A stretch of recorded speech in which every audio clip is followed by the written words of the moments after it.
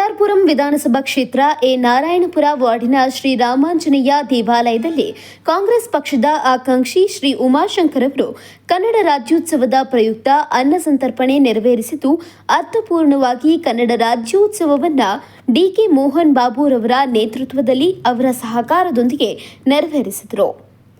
ಈ ಸಂದರ್ಭದಲ್ಲಿ ವಾರ್ಡಿನ ಸಾರ್ವಜನಿಕರು ಮಾತನಾಡಿದ್ದು, ನಾವು ಕೆಲವು ದಿನಗಳ ಹಿಂದೆ ಉಮಾಶಂಕರ್ ಅವರಿಗೆ ದೇವಸ್ಥಾನದ ಜೀರ್ಣೋದ್ಧಾರದ ಕುರಿತು ಅವರ ಬಳಿ ಹೇಳಿದೆವು. ಹೇಳಿದ ಮರುದಿನವೇ ಉಮಾಶಂಕರ್ ಅವರು ದೇವಸ್ಥಾನದ ಅಭಿವೃದ್ಧಿ ಕಾರ್ಯವನ್ನು ನೆರವೇರಿಸಿಕೊಟ್ಟರು ಎಂದು ಹರ್ಷ ವ್ಯಕ್ತಪಡಿಸಿದರು. ಹಾಗೆ ಬಡ ಮಕ್ಕಳ ವಿದ್ಯಾಭ್ಯಾಸಕ್ಕೆ ಹಾಗೂ ವಿಧವೆಯರಿಗೆ ಮತ್ತು ಅವರ ಮಕ್ಕಳ ವಿದ್ಯಾಭ್ಯಾಸಕ್ಕೆ ಉಮಾಶಂಕರ್ ಅವರು ಹಲವಾರು ಸಹಾಯ ಮಾಡಿದ್ದಾರೆ.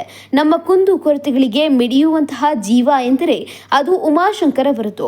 ಪ್ರಸ್ತುತವಾಗಿ ಯಾವುದೇ ರೀತಿಯ ಅಧಿಕಾರ ಇಲ್ಲದಿದ್ದರೂ ಸಹ ಸಾಕಷ್ಟು ಅಭಿವೃದ್ಧಿ ಕಾರ್ಯಗಳನ್ನು ಸಾರ್ವಜನಿಕರಿಗೆ ಅನುಕೂಲವಾಗುವಂತಹ ಸೇವೆಯನ್ನ ಮಾಡಿದ್ದಾರೆ.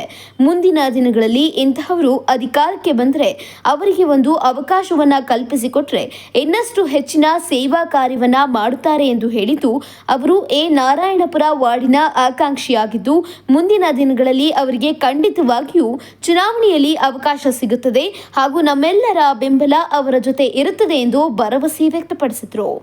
ಇನ್ನು ಇದೇ ವೇಳೆ ಶ್ರೀರಾಮಾಂಜನೇಯ ಸ್ವಾಮಿ ದೇವಸ್ಥಾನದಲ್ಲಿ ಪೂಜೆ ಸಲ್ಲಿಸಿ ಸಾರ್ವಜನಿಕರಿಗೆ ಅನ್ನದಾನ ಮಾಡಲಾಯಿತು. ಒಬ್ಬರು ಕಾಂಗ್ರೆಸ್ ಆಕಾಂಕ್ಷಿ ಅಂತಾನೆ ಹೇಳ್ಬೋದು, ಪ್ರಬಲವಾದ ಆಕಾಂಕ್ಷಿ.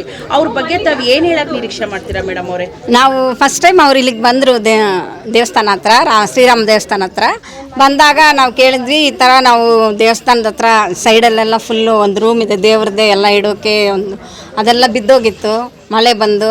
ನಾವು ಕೇಳಿದ್ವಿ ಅದು ಸ್ವಲ್ಪ ರೆಡಿ ಮಾಡಿಕೊಡಿ ಸರ್ ನಮಗೆ. ಮತ್ತು ಇಲ್ಲಿ ಹಸ್ಬೆಂಡ್ಸ್ ಇಲ್ಲ, ಅವ್ರಿಗೆ ಸ್ವಲ್ಪ ಹೆಲ್ಪ್ ಮಾಡಿ ಅವ್ರ ಮಕ್ಕಳಿಗೆ ಎಜುಕೇಷನ್ಗಾಗಿ ಅಂತ ಮಾಡ್ತೀನಿ ಅಂತ ಹೇಳಿದ್ರು. ಆದರೆ ಹೇಳಿದ ತಕ್ಷಣ ಅವ್ರು ಫಸ್ಟ್ ಬಂದು ದೇವಸ್ಥಾನದ ಈ ಬಿಲ್ಡಿಂಗ್ ಪಕ್ಕದಲ್ಲಾಗಲಿ ಅಲ್ಲಿ ಸೋರೋದು ಎಲ್ಲ ಇಮಿಡಿಯೇಟಾಗಿ ರೆಡಿ, ನಾವು ಹೇಳಿದ ಮಾರನೇ ದಿವಸನೇ ಬಂದು ನಮಗೆ ರೆಡಿ ಮಾಡಿಸ್ಕೊಟ್ರು.